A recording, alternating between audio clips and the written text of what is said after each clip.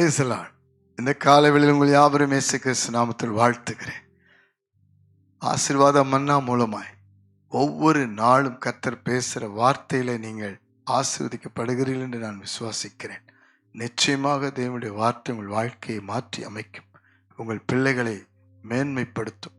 நீங்கள் எல்லாவற்றிலும் ஆசீர்வதிக்கப்படுவதே தேவனுடைய சித்தம். அது மாத்திரமல்ல, தேவன் உங்களை சாட்சியாய் வைத்து உங்கள் மூலமாய் அவருடைய நாமம் அநேகருக்கு போவதற்கு தேவன் உங்களை ஆசீர்வதிக்கிறார்.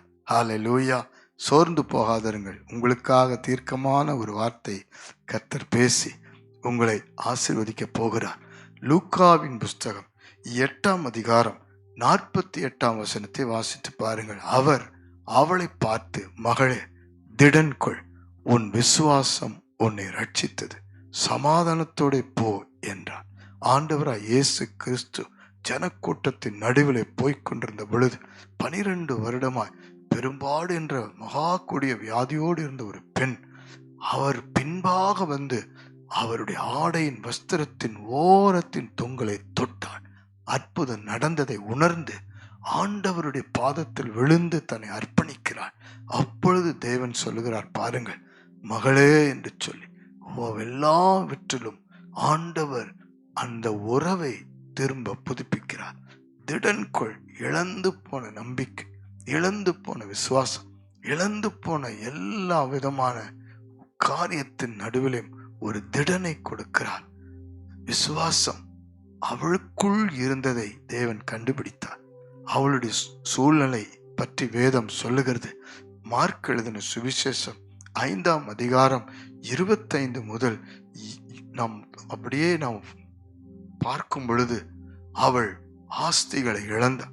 அநேக பக்கம் போய் ஓடி போய் வியாதி சுகவாங்க வேண்டும் என்று அநேகரை பார்த்து வைத்தியர்களையும் அநேக காரியங்களையும் செய்து ஒரு சுகமும் இல்லாமல் மனம் உடைந்தாள். உங்க வாழ்க்கை கூட இன்றைக்கு வியாதி அநேக வேதனைகளையும் நீங்கள் சுமந்து இழந்திருக்கலாம். ஆஸ்திகளை இழந்தாளாம். எந்த விதமான சமாதானம் இல்லாமல் வாழ்க்கை இழந்து போனது. ஒருவர் கூட அவளுக்கென்று ஒரு உதவி இல்லை. இந்த நாளிலும் கூட உங்கள் வாழ்க்கையில பலவிதமான இழப்புகள், கண்ணீர், துக்கம், சமாதானம் இல்லாத நிலைமை, ஒரு சிறிய பிரச்சனை நிமித்தம், ஒரு சிறிய வார்த்தை நிமித்தம், ஒரு சிறிய போராட்டத்தை நிமித்தம், ஒரு வேலையின் கஷ்டத்தின் நிமித்தம், கடன் பிரச்சனை நிமித்தம் சமாதானம் இழந்திருக்கலாம்.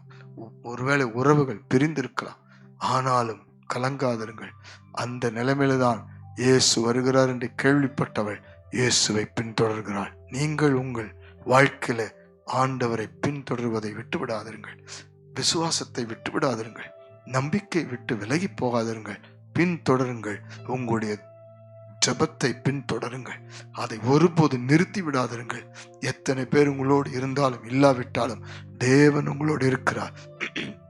உங்களுக்காகவே தேவன் அற்புதம் செய்யும்படி உங்களை தேடி நீங்கள் சந்திக்க வேண்டும் என்றே வருகிறார். ஹல்லேலூயா. அவள் இயேசுவை சந்திப்பாள் என்று தேவனுக்கு தெரியும்.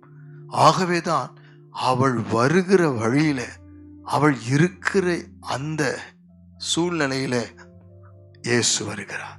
இன்றைக்கு உங்களை சந்திக்கிறார். உங்கள் வீட்டின் காரியங்களை சந்திக்கிறார். உங்கள் வீட்டுக்குள் கூட இயேசுவால் வர முடியும். நீங்கள் விசுவசித்தால் வாழ்க்கையில வர முடியும். உங்கள் பிள்ளைகள் ஒருவேளை எங்கோ இருக்கலாம். கணவன் மனைவி கூட பிரிந்திருக்கலாம். உங்களுடைய வேலை பிரச்சனை அதிகமா இருக்கலாம். உங்களுடைய கடன் அதிகமா இருக்கலாம். தேவனால் அங்கும் சந்திக்க முடியும். தேவன் எங்கும் அவர் வந்து தமது வல்லமை வெளிப்படுத்த முடியும். அல்லேலூயா. ஒருவேளை வியாதி படுக்கை, ஒருவேளை ஹாஸ்பிட்டல் இருக்கலாம். இப்பொழுது தேவன் உங்களை சந்திக்க வல்லவர். நீங்கள் விசுவசித்தால் ஆண்டவரை தொட முடியும். ஆண்டவருடைய வார்த்தையை பிடித்து ஜெபிக்க முடியும். அற்புதம் நடக்கும். காரியங்கள் ஜெயமாகும். தடைகள் நீங்கும். காரியங்களை வாய்க்க பண்ணுவார். தேவன் உங்களை சாட்சியாய் நிறுத்துவார். சமாதானத்தோட வாழ வைப்பார். ரட்சிப்பை கொடுப்பார். ஜெபிப்போமா?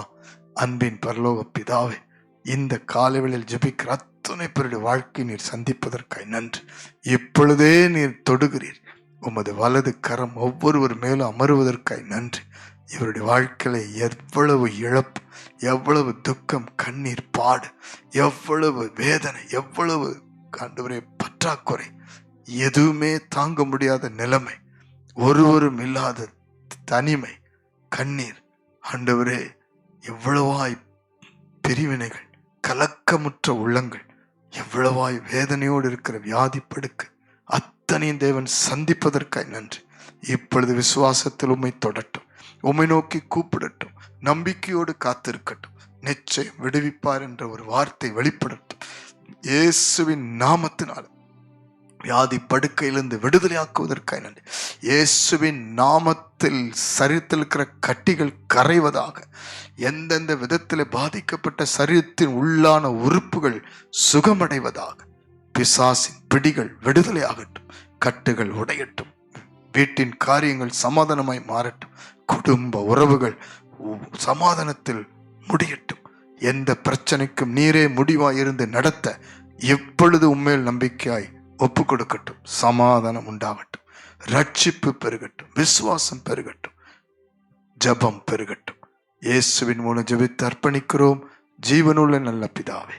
ஆமென், ஆமென், ஆமென். God bless you. சமாதானம் உண்டாகும். கர்த்தர் மேல் விசுவாசமாய்